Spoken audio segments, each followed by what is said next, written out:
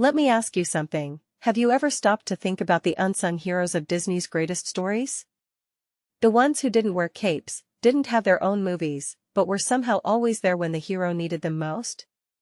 Well, get ready because Disney is finally giving these characters the spotlight they've been waiting for, and it's blowing my mind how perfectly timed this is. Imagine a world where Genie's daughter is training to save the day without her dad's magic lamp. Or Kronk's kid trying to outwit a villain without the help of his famously clumsy dad.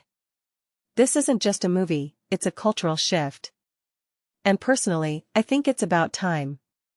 The new Descendants movie, Hidden Heroes, is basically Disney's way of saying, we've been ignoring these characters for too long.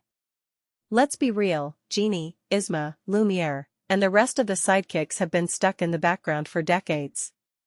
They're the ones who actually made those stories work, yet they've never had their own spin-off. What makes this really interesting is how it taps into a growing trend in media, giving voice to the marginalized characters. Think about it, The Mandalorian gave us Grogu, Star Wars, Tales of the Jedi focused on minor characters, and now Disney is doing the same. It's like the entertainment industry is finally catching up to what fans have been screaming for years. But here's what I find fascinating, the way they're framing this as a training academy for Sidekicks descendants. It's not just about nostalgia, it's about building a new generation of heroes who don't rely on their parents' fame. Jennie, the daughter of Genie, isn't just some random character, she's a symbol of what happens when you take a character who was always in the shadows and make them the protagonist. And honestly, I can't wait to see how they handle Yzma's daughter. The Emperor's New Groove was already a cult classic, but giving Yzma a legacy? That's a recipe for chaos, and I mean that in the best way possible. Now, let's talk about the cast. Dior Goodjohn as Jennie? That's a bold choice. She's known for Percy Jackson, which is a far cry from Disney's magical world. But that's exactly what makes it exciting. It's like Disney is saying, we're not just recycling the same actors, we're finding fresh faces to breathe new life into these characters. And then there's Jacob Rodriguez as Kronk Jr. If the original Kronk was a walking meme, imagine what his son could bring to the table.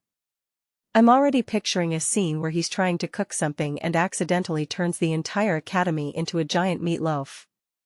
But what this really suggests is that Disney is doubling down on its family-friendly, music-driven formula. The previous Descendants movies were huge hits, and this new one is clearly designed to capitalize on that success. However, I wonder if they're risking something by expanding the universe too much.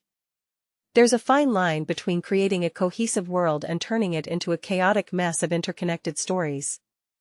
Will fans be able to keep up with all these Descendants? Or will this become another Star Wars where no one remembers who's related to whom? And let's not forget the timing. This announcement comes right after Wicked Wonderland dominated Disney+. It's like Disney is saying, we're not just riding the wave, we're creating a tidal surge.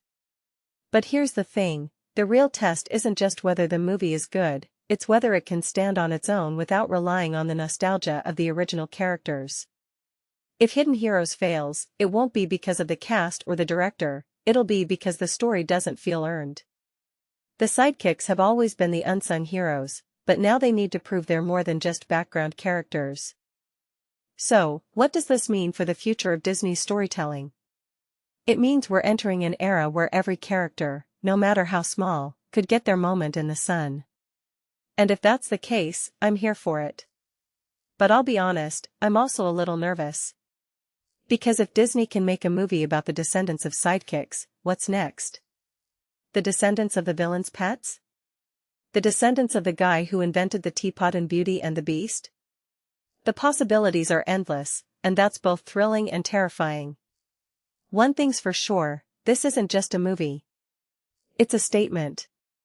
And I can't wait to see where it takes us next.